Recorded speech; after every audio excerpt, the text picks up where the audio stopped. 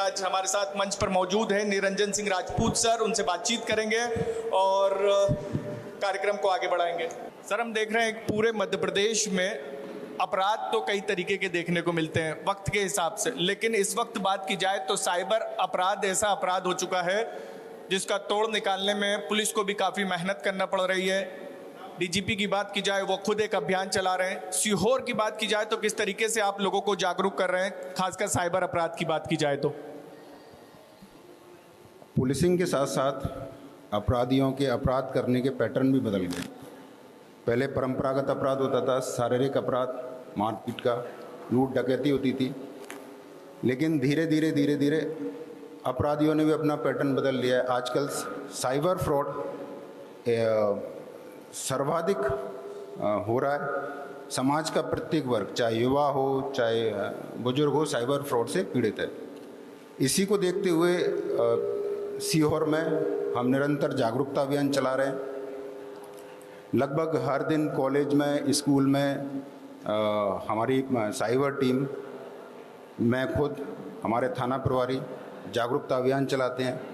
यदि कहीं से कोई साइबर की कंप्लेन आती है तो एफआईआर दर्ज करके उसका डिटेक्शन करते हैं। मैंने अभी 15 दिन पहले ही एक अपराधी को राजस्थान से पकड़ा है और जो पीड़ित था उसको कुछ अमाउंट रिफंड कराया है न्यायालय के माध्यम से।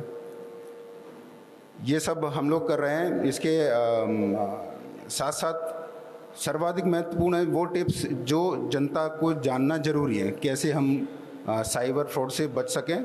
इसके लिए हमारी टीम स्कूल और कॉलेज में जाकर निरंतर कार्य कर रही है। लेकिन एक चीज़ देखते हैं हम कि पढ़े लिखे भी, हमने भोपाल में एक मैंने खबर करी थी जिसके अंदर आंकड़े निकल कर आए थे तो काफ़ी चौंकाने वाले थे। पढ़े लिखे ज़्यादा फंसे थे साइबर क्राइम में। तो चुनौती तो आप लोगों के सामने भी रहते होगी, क्योंकि ग्रामीण इलाका है सीहोर, और फिर उनको समझाइश देना कि सबसे महत्वपूर्ण तो ये है कि एक हम लिंक पे सिर्फ टिक कर देते हैं और ये कह सकते हैं कि अकाउंट खाली हो जाता है। तो सारी काफ़ी चुनौतियाँ रहती होगी ग्रामीण लोगों को समझाने की, खासकर बात की जाए तो किस तरीके से आप लोग उनको समझाते हैं? मैं आपसे पूर्णतः सहमत हूँ। मेरा खुद का अनुभव है कि पढ़े लिखे और प्रबुद्ध वर्ग साइबर फ्रॉड का सर्वाधिक शिकार हुआ है। मैं आपके माध्यम से जो हमारे लोग बैठे हुए हैं, श्रोता हैं, दर्शक हैं, उनको भी मैं बताना चाहूँगा, पढ़े लिखे और जो टेक्नो फ्रेंडली लोग हैं वो कैसे फंस जाते हैं। इसके मैंने 3 कारण देखे हैं। पहला लालच, दूसरा डर और तीसरा सतर्कता का अभाव। लालच, पहले लोग लॉटरी के नाम पर फ्रॉड करते थे कि आपकी लॉटरी निकली है, लालच में फंसते थे। अभी सर्वाधिक शेयर मार्केट में ट्रेडिंग के नाम पर फंस रहे हैं। आज ही मैं न्यूज़पेपर पढ़ रहा था तो हमारे देश का हर 5वां युवा शेयर मार्केट से कहीं ना कहीं जुड़ा हुआ है। अभी जो रिसेंटली केस मैंने भी बताया था जिसमें हम राजस्थान से आरोपी को पकड़ के लाए थे, वो भी, उसमें भी पीड़िता ने शेयर मार्केटिंग में प्रॉफिट के नाम पर उसको 13 लाख रुपए दिए थे। तो कहीं ना कहीं लालच आता है। तो हमें ये समझना बहुत जरूरी है कि आज के युग में कोई भी व्यक्ति, एजेंसी 1 रुपये भी नहीं देता है। आपको लाखों रुपए कमा के कैसे दे देगा? अगर वो एक्सपर्ट है तो फिर स्वयं क्यों नहीं कमा ले रहा? उसमें दूसरा डर कि आपका अकाउंट बंद हो रहा है, क्रेडिट कार्ड बंद हो रहा है, डेबिट कार्ड बंद हो रहा है। इवन अब रिसेंटली डिजिटल अरेस्ट के कितने आए हैं। तो हम लोग ये जागरूकता में ये भी बताते हैं कि भाई ऐसी कोई भी प्रक्रिया नहीं है, ऐसा कोई भी कानून नहीं है जिसमें हम डिजिटल अरेस्ट करते हैं। पुलिस अगर किसी को भी अरेस्ट करती है तो पूरा विधिवत कानून की प्रक्रिया का पालन करते हुए करती है। अगर आपके पास किसी का फ़ोन आता है कि आपका क्रेडिट कार्ड बंद हो रहा है या डेबिट कार्ड बंद हो रहा है, अकाउंट बंद हो रहा है, तो आप वैसे तो कोई भी बैंक कर्मी ऐसा फ़ोन नहीं करता, लेकिन आप संबंधित ब्रांच में जाकर ही संपर्क करें, ओटीपी न दें। तीसरा जो सबसे महत्वपूर्ण है वो है सतर्कता। मैंने आपको पहले ही बताया था कि साइबर जो फ्रॉडस्टर्स हैं समय के साथ साथ अपने ट्रेंड बदल रहे हैं। पहले लॉटरी के नाम पर लालच करते थे, कोरोना या कोरोना वैक्सीन के नाम पर लालच किया। अब देखा कि युवा हमारा शेयर मार्केटिंग में ज़्यादा है, तो आईपीओ के नाम पर, शेयर मार्केट ट्रेडिंग के नाम पर इनको ज़्यादा लुभा रहे हैं। तो हमें सतर्क रहना, इस मामले में सतर्क रहना चाहिए। किसी भी प्रकार के लिंक पर क्लिक नहीं करना है। किसी भी प्रकार के ऐप को जो आपका वेरीफाई प्लेटफॉर्म नहीं है, प्ले स्टोर एक्सेट्रा, उसके अलावा कहीं से भी आप उसको डाउनलोड ना करें। तो सतर्क रहना बहुत ज़रूरी है। आपके पास किसी का भी अनजान व्यक्ति का फ़ोन आता है, मैसेज आता है, तो उसको बहुत ज़्यादा एंटरटेन करने की ज़रूरत नहीं है। हो यही रहा है कि अनजान व्यक्ति का फ़ोन आता है, हम उसको बहुत ज़्यादा एंटरटेन करते हैं और हम उसके जाल में फंस जाते हैं। बचने का एक ही तरीका है, लालच में ना फंसे। कोई भी डबल नहीं करेगा। यस, हमारा पैसा बचने के 3 तरह के हैं, लालच में नहीं फंसना है, डरना नहीं है और सतर्क रहना है। आपकी तरफ से क्या प्रयास किए गए हैं, क्योंकि आपको भी समय हो गया है, जी। बात की जाए सीहोर में अपराध रोकने के लिए, खासकर नशे की बात की जाए, क्योंकि हम देखते हैं कि युवा काफ़ी नशे की तरफ बढ़ रहे हैं और कई ऐसे आपकी तरफ से कार्रवाई भी होती हुई देखते हैं हम बीच बीच में कि नशे के खिलाफ हो रही, लेकिन हो रहा है कारोबार तो। इसमें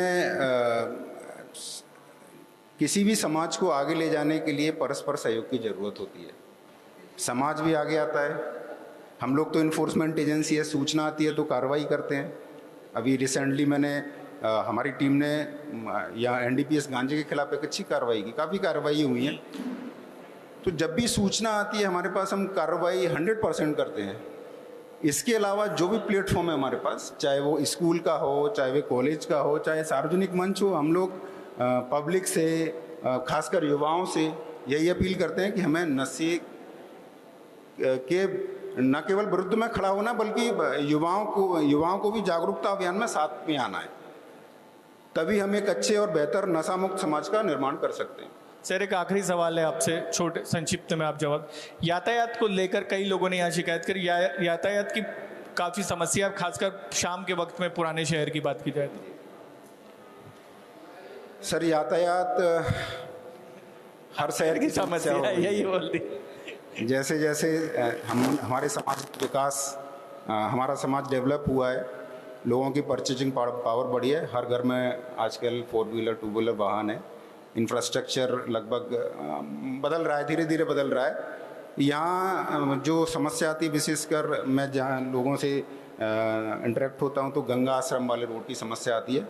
हम लोग लगातार उस रोड पर अभियान चलाते हैं। बेसिकली वो उसमें कुछ हॉस्पिटल्स हैं, प्राइवेट हॉस्पिटल्स हैं, तो मरीजों का आना जाना है। हम लोगों ने उनसे मीटिंग भी ली है, ग्रुप भी बनाया है। इवन हमारे कहने पर उन्होंने एक चौकीदार भी खड़ा किया है जो ट्रैफिक व्यवस्था बनाए रखता है।